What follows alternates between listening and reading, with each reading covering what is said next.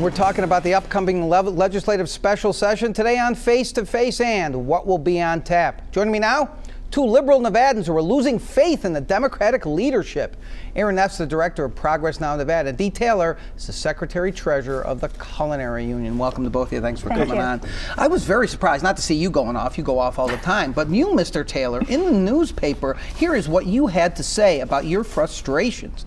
I don't understand how they expect people to be excited about their opinions till they offer a different policy and vision than the governor and the Republicans. Speaking of the Democrats, you said that. I think the Democrats in this state need to decide what they stand for. They have to stand for something, and they have to pay for it if they want something different, Taylor said, referring to new taxes. I mean, these are your friends. Well, friends you're supposed to tell the truth to, and that's the truth. And I think when you see cuts where people who are in most need, like Jeremy Aguero just said, there is no safety net. When you're talking about maybe laying off 5,000 teachers, we have no future for our kids. I laughed when you said liberal. I guess I am a liberal if I think we should actually have safety net for people who are in most in need, and we should educate our children.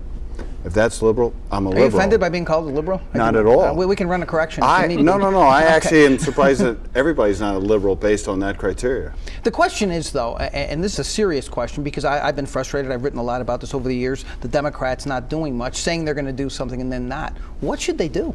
Well, I think it's no good to say, well, the governor's bad and we don't like it. You have to have real solutions. Clearly, there is no question in my mind, we are going to have a broader based tax. We should be honest with the citizens or tell them the alternative. We're going to have seniors who need dentures who can't get them. We're going to have kids who really are not going to have teachers, or going to be in gigantic classrooms where they're not getting education. Or we're going to have kids who need health care that we cut off, much like a third world nation.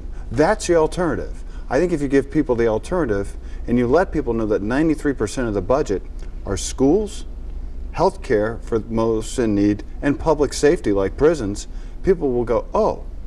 But until you give people an alternative and real solution, I think most people, like myself, do not want to hear anymore that the governor's bad, he's not leading. Okay, somebody has to provide the leadership and give the alternative vision.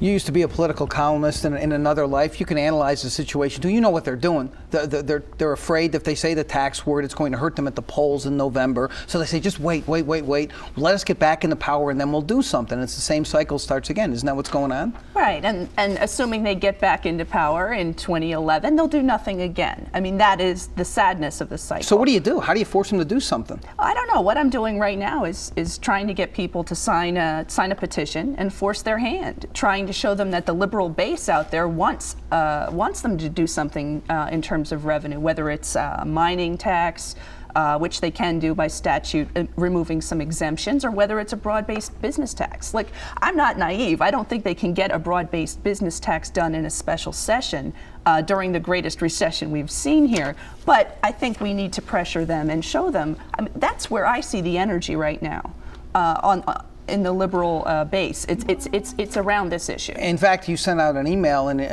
today in your usual shrinking violet way, described the governor's speech as a, quote, load of crap.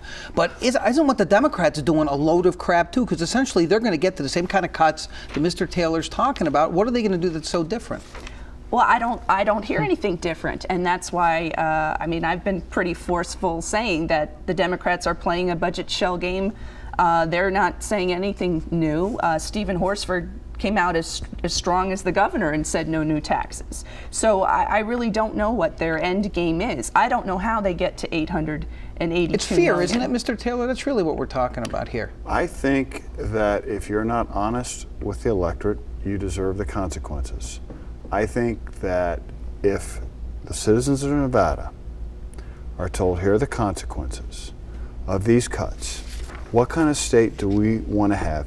Then they can have a real choice.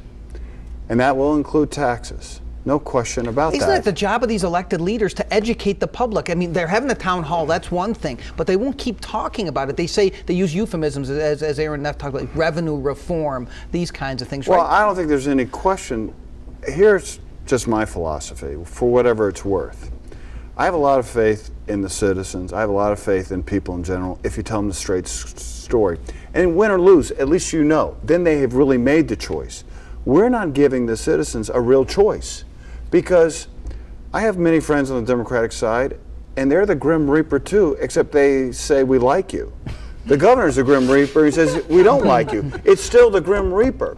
I think we have to lay out the real options with folks, be as transparent as can be, and then I think people make choices. You know, whatever you want to say about President Obama, he said, I'm not going to raise taxes for people under 250, but I am going to raise them above. He was honest about that. Some people say that he's broken that already with some of his proposals. Well, listen, I don't want to get into last year's elections, Okay. but they talked about it. In Oregon, they just voted to raise taxes on higher income people. Well, let's talk about that for a second because it's something you might be interested in. In Oregon, they did do that. They didn't do it through the legislative process, so they had to go to the ballot to do it. Is that what's going to have to happen in this state for any action to be taken? I absolutely believe that's what's going to happen, and that's why we've come out in support of the plan initiative to raise the to alter the Constitution with respect to the mining tax.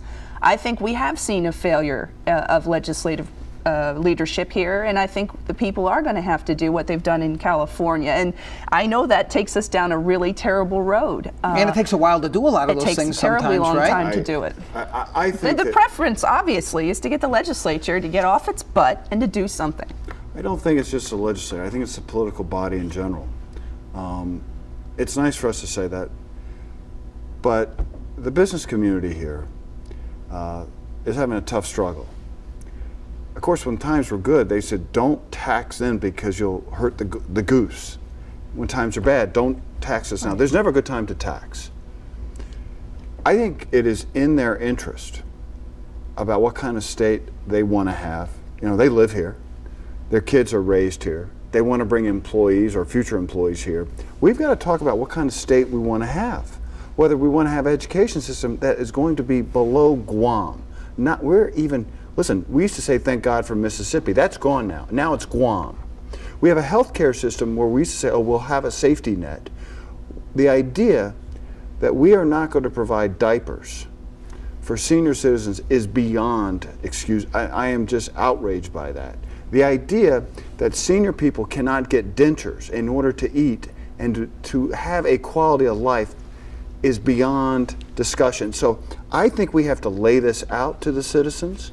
I think if they're given the facts, we always say, when people are given the facts, they always do the right thing. Let's hope you're right about that, Mr. Taylor. You want to run for governor? No, you don't have to announce now. Detailer Erin Neff, thanks for being here today. Thank really you. Appreciate it. Bye. And when we come back, we're going to tell you who had a bad political week in Nevada. And we have a repeat offender on that list. Back in a moment.